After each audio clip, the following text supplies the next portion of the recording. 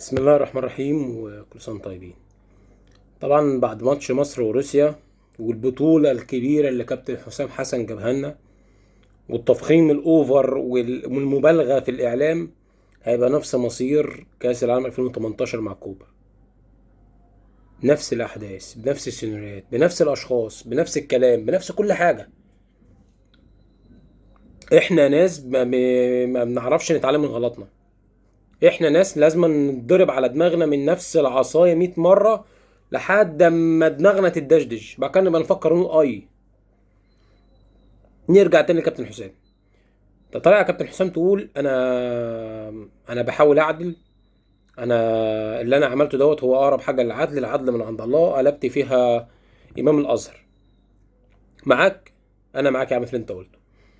فين العدل في ان انت واخد لعيب زي زيزو مش قادر يجري، ملعبه نص ساعة، النص ساعة كل شوية يمسك ركبته ويقف مش قادر يجري، مش جاهز، مش لاعب كورة. مش بنقول ان زيزو وحش، ولا عشان مشي من عندنا نقول ان هو كوخ او ايه، لا. زيزو وحش دلوقتي، زيزو مش شايف دلوقتي. هل من العدل تاخد محمد عبد المنعم اللي قلش الكرة مرتين، اللي مش قادر يجري برضه، وتسيب ناس كتير في الدوري، مش هقول لك اسامي عشان ما تقولوش ده عشان انت زملكاوي. هل من العدل تاخد محمد هاني وانت عندك احسن باك رايت في الدوري علي فوزي مثلا، تقول لي اصل سنه كبير؟ يا حبيبي انا رايح العب 3 4 ماتشات وجاي، ابقى جهزه في افريقيا ولا في ماتشات وديه. انما ماتش كبير محتاج لعيب خبره، محتاج لعيب جاهز. البطولات المجمعه دي بتبقى عايزه اللعيب الجاهز، اللعيب اللي هيقدر ينفذ كلام المدرب. هل محمد هاني هيقدر ينفذ كلامك يا حسام؟ اكيد لا. مش هقول لك خد محمد ابراهيم عشان لو انت عايز تبني جيل للمنتخب زي ما انت بتقول، ولا هقول لك حاجه كنت خدت علي فوزي. الراجل مكسر الدنيا في الدوري واحسن باك رايت في الدوري. بس ما علينا. خدت كريم حافظ، ماشي. كريم حافظ بصراحة عامل موسم كويس، وفتوح في آخر موسم كان ماشي بعيد. ياسر إبراهيم هو نقطة ضعف النادي الأهلي للموسم ده، فتاخده وتسيب مرعي بيراميدز وتسيب أحمد سامي بيراميدز وتسيب رجب نبيل، اللي أنا رجب نبيل متفاجئ بيه الموسم ده إنه عامل موسم كويس. سبت ده كله خدت ياسر إبراهيم، وأنت مش بتجامل، أنت بتلعب باسم المنتخب مش باسم حد تاني. هل ناشئين مروان عطية ما خدش محمد شحاتة؟ محمد شحاتة كوخ، الاتنين التانيين أحسن منه. بغض النظر ان ده مش حقيقي، مفيش الا مهند لاشين، بس هو اللي الموسم ده هو اللي فارق شويه عن اقرب حد ليه، واقرب حد ليه محمد شحاته مش مروان عطيه. ها يا كابتن حسام، خيارات يعني غريبه بجد والله العظيم.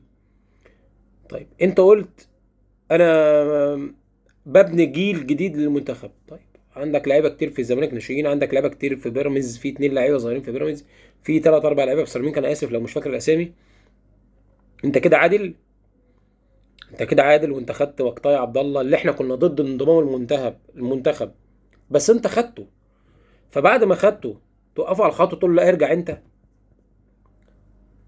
يعني انا بجد والله العظيم مشفق على الواد ده بطريقه لا توصف. هو تقريبا غير رايه ومش راح الاهلي يا كابتن حسام، صح؟ عشان كده رجعته وعملت له استبعاد. طب انت واخده ليه اصلا لما انت عارف انت هتمشيه؟ ولا انت واخده عشان تغيظ بيه مصطفى محمد اللي انت برضه ظلمته وما خدتوش؟ فاصبح الظلم ظلمين. حسام حسن انت عمال تبني سدود ما بين المنتخب بلدنا ويعني عمال تحط حواجز كتير ما بيننا وبين منتخب بلدنا ان احنا نشجعه. انا واحد من الناس وبقولها، ومش يعني مش اللي يحصل يحصل. انا مش مهتم، مش متابع والله على رأي باسم مرسي. انا مش متابع، مش عايز اتابع، مش عايز اعرف حاجه انت فيها. لان كده كده الظلم اللي انت بتقول عليه عدل ده اخرته وحشه، وجربناه قبل كده، جربناه قبل كده كتير. اللهم حسن شحاته اللي كان عدله اكتر من ظلمه، كان ظالم برضه. بس يعني كان بيعمل كان معاه ناس هو عادل في اختياراته، ظالم في عدم انضمام ناس، بس كده كده مش هيلعبوا فمش فارقه. انما انت واخد لي ايه اللي انت يعني؟ انا بحقيقي والله العظيم يعني مش فاهمك. ايه رايك في اداء زيزو؟ ايه رايك في اداء محمد عبد المنعم؟ يا ترى هتقدر توقف شوبير ولا الشناوي سلطته واصله كمان للمنتخب وهيلعب برضه في المنتخب؟